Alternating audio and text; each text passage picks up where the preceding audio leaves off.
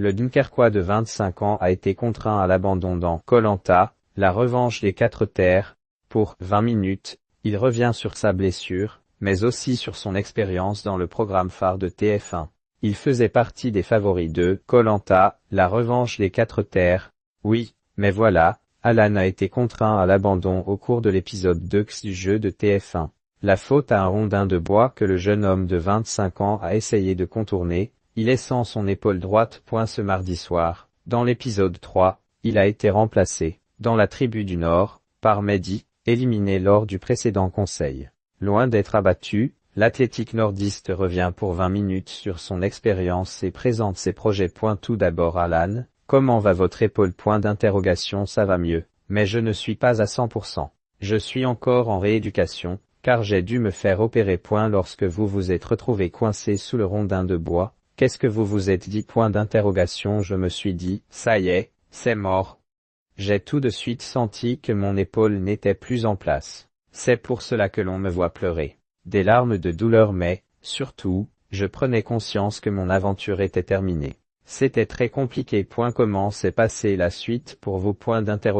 J'ai été évacué sur un brancard. Ils m'ont emmené jusqu'à la clinique, puis ils m'ont gardé en observation pendant 24 heures. Ensuite, Denis Broillard, l'animateur de Koh-Lanta, est venu me voir pour me dire que l'aventure était finie. C'était très dur à ce moment-là. Après, j'ai rejoint Manille, où j'ai passé une radio, puis j'ai pris un vol pour rejoindre la France. Je suis rentré en classe business, c'était pas mal rire. Avez-vous digéré cette fin d'aventure prématurée? Non, toujours pas, même si c'était il y a plusieurs mois déjà. Je le vis un peu comme une injustice. Je me suis demandé, pourquoi moi?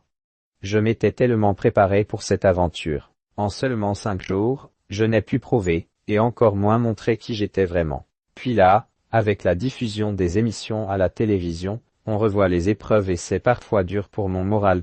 Vous pensiez aller au bout de Koh-Lanta? Qu'est-ce le pire scénario pour moi? Car, clairement, je me voyais gagner. Je n'étais pas venu dans Koh-Lanta pour faire de la figuration. Je sais que j'avais les armes. Selon vous, dans la tribu du Nord, qui a le plus de chances d'aller jusqu'à l'épreuve finale des poteaux? Ils ont tous leur chance, ils ont tous des qualités différentes. Moi, je verrais bien 3 nordistes sur les poteaux rire. Dans l'épisode 3, l'épreuve du radeau a été compliquée pour les nordistes. Qu'auriez-vous pu apporter?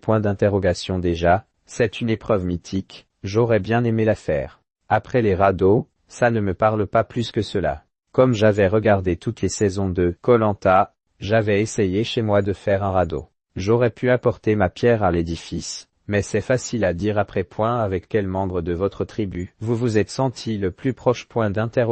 J'ai créé des liens avec tout le monde, mais peut-être un peu plus avec Mohamed, car on a le même âge, les mêmes délires. Avec Claire aussi, elle prenait soin de moi, de mes petits bobos.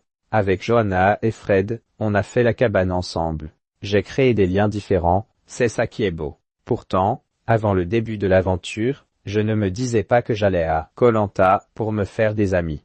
Mais comme on est tous dans la même galère, forcément, ça fait naître de belles choses. Quel est, malgré tout, votre meilleur souvenir?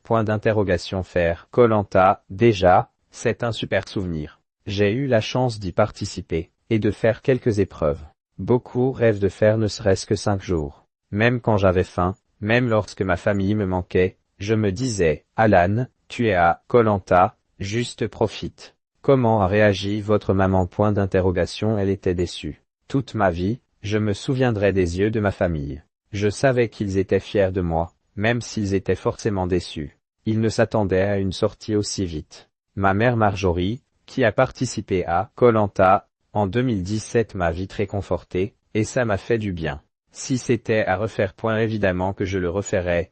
J'en ai encore plus envie que la première fois, car je suis frustré. J'y cours, tout de suite. Quels sont vos projets? Je n'ai pas encore repris le travail, car mon épaule n'est pas encore pleinement remise et comme je porte des trucs lourds, Alan est au cœur. J'espère reprendre vite. J'ai eu beaucoup de messages de collègues pour prendre de mes nouvelles et pour me soutenir. Avant de reprendre, je suis en pleine préparation de mon premier marathon de Paris qui aura lieu le 13 avril. C'est bien d'avoir un autre objectif, car si je restais bloqué sur Koh-Lanta, je n'allais pas m'en sortir. Après, je me verrais bien faire un triathlon. Grâce à ma préparation pour Koh-Lanta, j'ai aimé l'effort d'endurance. Avant, j'étais plus sur la musculation. Ça me permet de me sentir vivant, c'est important.